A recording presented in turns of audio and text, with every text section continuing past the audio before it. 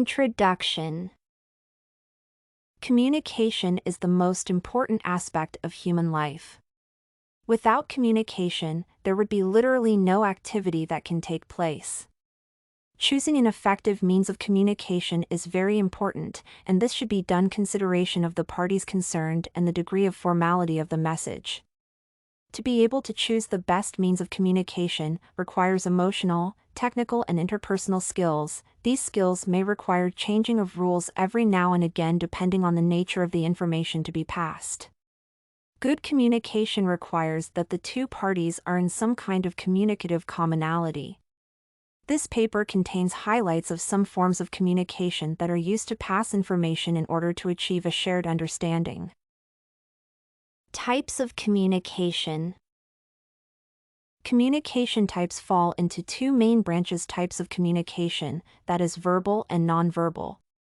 Under verbal communication, there are three subdivisions, namely oral, written, and email.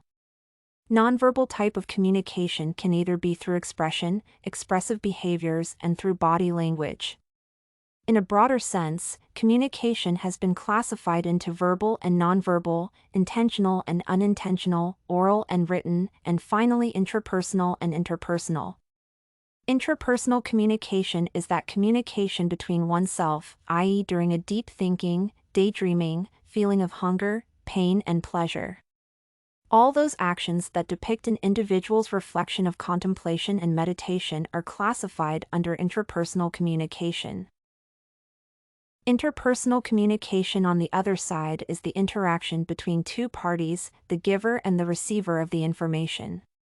Conversations, interviews, and conferences and other face-to-face forums fall under this category.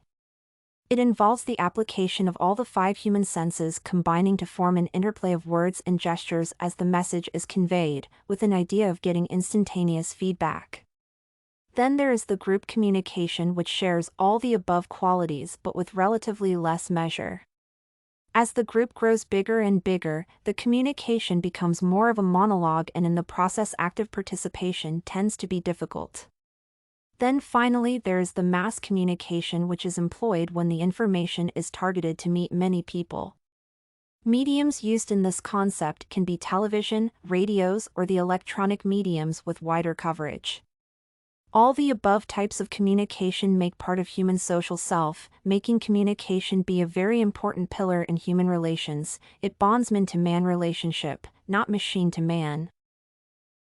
Conclusion. This essay paper has illustrated different types of communication, and from the facts presented here, it can be concluded that all the types are equally important in the society. What matters is only finding the right skills to use them. The primary skills required in this context are the expressive and listening skills between the parties to give and get the right interpretation of the information. Following the communication rules, as one passes information, will go a long way to break any ensuing communication barriers. Study Corgi can help you make your studies smarter. Visit studycorgi.com for more samples like this, study tips, and writing tools.